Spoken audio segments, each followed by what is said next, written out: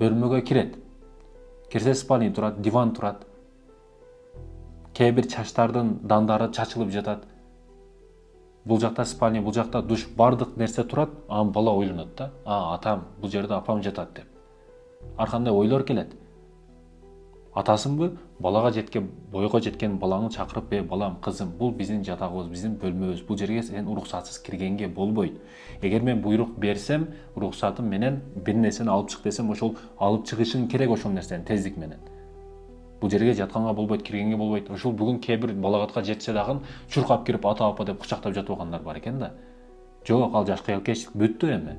Бойго жеткенден кийин баланын төшөгүн эже карындаштарынан дагы бөлүш керек. Ушуну да билбегендер бар экен.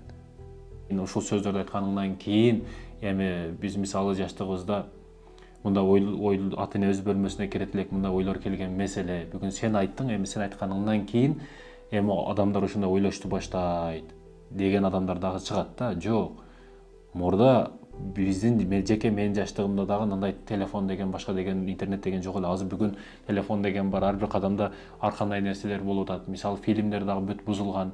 Кайненеси менен келини, келини менен анасы мунусу деп ар кандай кыянаттын түрүн фильмдер иштеп атат.